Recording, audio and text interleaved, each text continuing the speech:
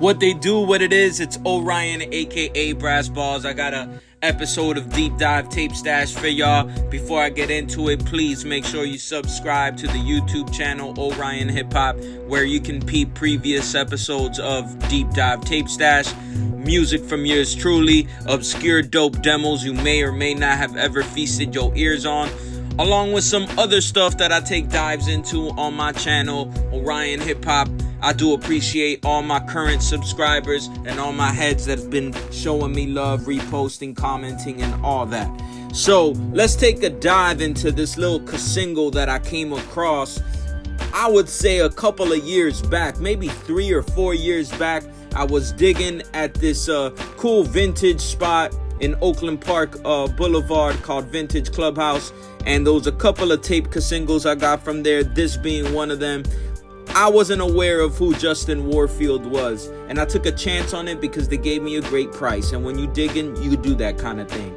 Honestly, just looking at the cover and analyzing what year it was from, 1991, the record label that put this out was Qwest Records, which was Quincy Jones' record label, and they weren't really known for breaking a lot of like dope hip-hop or anything.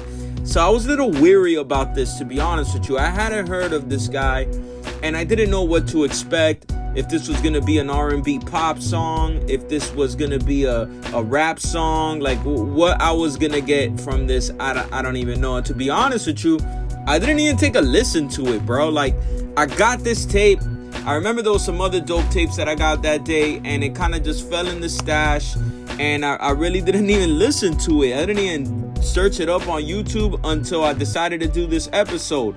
Pop the tape into my actual cassette player rather than just go on YouTube, and I was actually surprised in what potential it shows as a hip-hop record. And I'm talking about Season of the Vic from Justin Warfield. This is the main song on the single. This is side A of the single, and the joint itself is very much of the 1991 time. I would describe the sound as a native tongue sound. The way he raps is very reminiscent of Q-Tip in the early Tribe Called Quest days of Q-Tip, and even the sound of the beat is that of the native tongue sound. But this was actually produced by QD3, which is Quincy Jones' son, and QD3 is a very versatile hip-hop producer that is very underrated. I mean, he's responsible for some of the tracks off of All Eyes on Me. He's responsible for some tracks off Machiavelli, including To Live and Die in LA. He's responsible for Ice Cube's hit, How Do You Want It? And even some stuff with LL Cool J and stuff that kind of got overlooked. So QD3 is no slouch on the production, and very versatile in the sense that he could give you some West Coast sounding beats, but then also give you something like this that's very native tongues element from 1991. And I'm actually touch back to the native tongues and Justin Warfield, and there is a connection there, because let me tell you, if I would have listened to this tape and there would have been no kind of potential or promise in it, and it just would have been whackness, I wouldn't have even dived into this guy's career. But there was so much potential and promise in what I heard that I had to take a deeper dive into this guy's career. And there's a lot to really go into with this guy. This guy was not no fly-by-night MC that got signed, dropped one thing, and then fell into obscurity. So I really want to get into it. So let me first tackle this track. This track itself has a video that you can peep online. I went back to it, peeped it, and Season of the Vic is exactly what it is. You know, Season of the Victim. If you don't know, the Vic is the victim. Y'all, come on, that's slang that my hip-hop heads should know. And so, like, the video basically highlights what he's saying. I felt the video was very much of that era and illustrated better for me as the listener what he was trying to convey in the song. Because upon first listen, just on the single, just listening to the tape, I didn't know if he was just rippity-rappeting or if he actually had like a story to it, and I felt the video conveyed it a lot better and illustrated what he was trying to get through.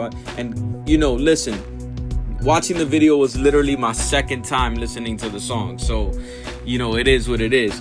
Then the B-side to this is Ridin with the Rhythm, also produced by QD3. And this is like extreme 1991 sound. And what I mean by that is, whereas Season of the Vic has that Native Tongues feel to it, where it's a lot warmer of a sound, Ridin with the Rhythm is a little bit colder of a sound, I feel, and closer to like 1990 than it is to 1991, if that makes any sense to y'all. So, like I said though, I took a dive into this guy's career because, you know, Qwest Records wasn't known for breaking artists, and you know, I just wanted to see where this all went for him. And he ended up dropping an album, Field Trip to Planet 9 or something like that, in 1993. And QD3 and Justin Warfield together produced most of the stuff. But those 3 joints on it produced by one of my favorite producers, Prince Paul, who I just recently did a deep dive on his Prince Among Thieves sampler tape that I have. And Prince Paul's production on the 3 tracks is actually very classic Prince Paul 1993 sound. So if you're a Prince Paul fan, I would say look up this Justin Warfield track. The 2 tracks that I dug was Sera, which ended up having a video, and then another one, Thoughts on Buttermilk. And both of those tracks were produced by Prince Paul, and I felt he grew as a rapper because, you know, Season of the Vic was 1991. His debut album would later release in 93, and for good reason they didn't include any of the 2 tracks on this single, because at that point it would have sounded dated. And I feel listening to him flow on that 1993 album, there's still a lot of Q-Tip influence in there that I can hear, and a lot of Drez from Black Sheep influence as well. So still with that Native Tongue sound, and then you couple that with Prince Paul production, and this guy could have easily been an addition to the Native Tongues, really. The rhyming isn't bad. He's got a dope ability of conveying his message and his storytelling. It's not so much punchline driven, but a lot of music from the early 90s wasn't punchline driven. The real punchlines really kind of escalated, I feel, with Nas Live at the Barbecue. Not to say that dudes didn't have punchlines before that, but I would feel the shock punchlines and things of that aesthetic really came out after that. So this is definitely of that 93 era, and I say that in a good way. This dude would go on to actually have some success in the music industry. And, you know, unfortunately, as you know, me being an artist myself, there's a lot of shallowness that goes into whether an artist breaks or not, and it has more to do with image than it does with the potency of the lyrics or the music itself.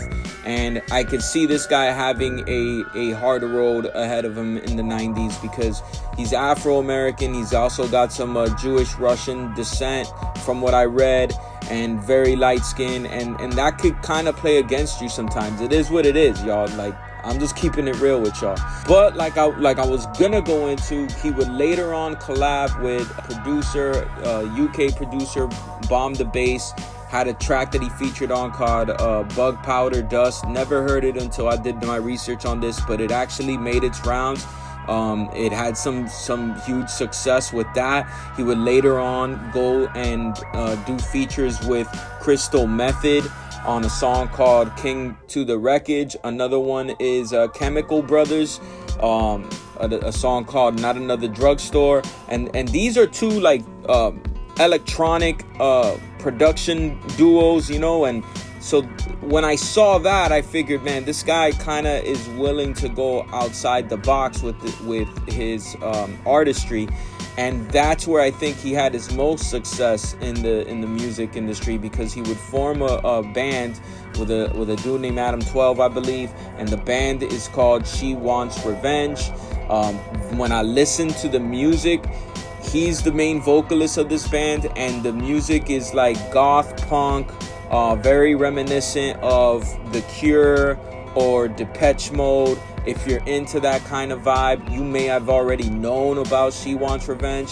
That's not my cup of tea, so I could definitely recognize what's dope about it listening to it. One of their bigger tracks was Tear You Apart, and listening to that I was like, man, I feel like I've heard this before, and I probably have, because the thing has like 37 million views, you feel me, on YouTube. So they released a couple of albums together within that band, and then he ended up releasing he got back into his rap bag in 2013, so pretty much almost like 20 years from when he released that debut album. He ends up releasing the Black Hesh Cult mixtape, and you can find it on Bandcamp. And I think it's worth finding and listening to, because I definitely took a listen to it and I see the growth within him as an MC. And there's still that Q-Tip Drez influence, but not as prevalent as it was before. The dude has definitely grown as an MC, and it shows on that mixtape. So, you know, go check that out, and in the description box I'm gonna put a link to that. But one thing that he did when I was actually looking at the information of the album is he really broke down the story as to what made him get back into the hip-hop bag. And interestingly enough, he even points out in how his early musics, like Season of the Vic and his 1993 debut album, how it had very much that native tongue sound to it, and how he often got compared to Q-Tip. So even by his own omission, he was saying that. But then coincidentally enough, he was actually really cool with Jerobi White of A Tribe Called Qwest, and he went into their friendship and everything, and how that played a role in him eventually wanting to get into the hip-hop bag. Yo, when you're an MC and you do this for the love, and you do this out of real passion, you can't let this go. You might venture into other projects, other things that you want to do, other sound designs, if you will, but eventually this shit is gonna bring you back, man. And it brought him back, and for good measure too, because I think Black Hesh Cult mixtape is actually a dope album for real hip-hop heads to consider.